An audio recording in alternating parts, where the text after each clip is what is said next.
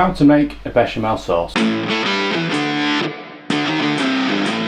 Hello everybody, my name is James Howe, this is Chef at Home and welcome back to my masterclass. And now we have mastered the basics of creating meat and vegetable stocks, we can move on to our mother sauces. There are 5 mother sauces in total that we'll be covering over the next few videos. And today we're going to focus on one of the most well known of the sauces. It's the bechamel sauce, also known as the white sauce. In this video I'm going to show you firstly how to make it, and then a little bit later on I'm going to explain why it's called a mother sauce and what you can do with it. But first, make sure you've subscribed and you've saved this playlist so you don't miss out on any further installments to this masterclass. But now that's all the YouTube bollocks out the way, let's get on with it. So the first thing we need to do is we need to add flavour straight from the off, and we need to infuse the milk that's going to be going into this sauce.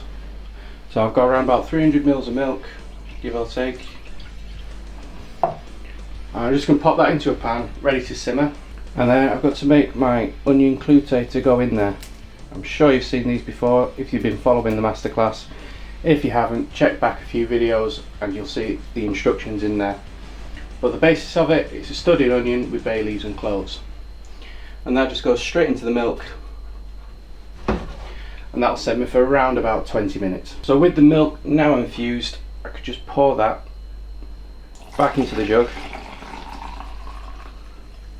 You can get rid of the onion from this point, you no longer need it. Give the pan a clean out and then back onto the heat. We can now get on with making our roux. A roux is quite simply butter and flour cooked together. First thing is take some butter into the pan and just let that melt. If you don't let the butter melt out completely before you add the flour, the roux is not going to be quite the right consistency and you're going to have fatty pockets, which is then going to ruin the sauce at the end. So be patient with it, it takes a little bit of time, but it doesn't take long. Again, we're going to keep this on a low heat, that's because I don't want the butter to brown, I don't want it to get that nut brown colour. This is a white sauce, so we're going to keep things as pale as possible. With the butter completely melted, have yourself a wooden spoon and just pour in your flour. And just get that stirring in straight away. And there's enough heat left in here just to start bringing it together, so you should be able to see that. It's already coming together almost as one ball. Probably only going to take 3 or 4 minutes just to get the roux cooked out. You'll know it's there when it's coming clean off the sides of the pan. So what you'll end up with, just turn this out for a second.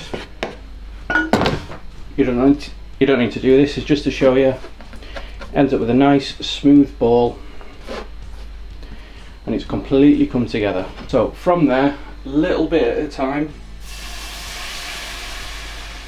add in your infused milk and stir together. Then every time the milk disappears, just add a little bit more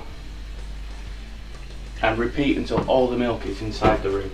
So while that finishes, the reason that it's called a mother sauce is because it's the foundation of so many others. These are sauces that we would call derivatives or second class or second tier. You could add grated cheese to make a cheese sauce, you could add onions to make an onion sauce, you could add boiled eggs to make an English sauce. And I challenge you in the comments below, suggest as many alternatives or derivatives that you think could be applied to the basic bechamel. If you're unsure when the sauce is ready, the best way to check the consistency is to take the back of the spoon and just run a finger across the back. Now if it does this and leaves a track line, then it's at the perfect consistency, not too runny and it's silky smooth. You can taste the bay leaf, you can taste the clove, not too much to cure a toothache, but you can just get the hint. So now allow this sauce to cool and then keep it in the fridge for up to 3 days or in the freezer for up to a month. If you're following the course, we'll be doing the practice dishes very soon, so keep it handy. We'll get to put these into practice, but for the time being, have fun having a go, let me know how you get on and I will see you soon.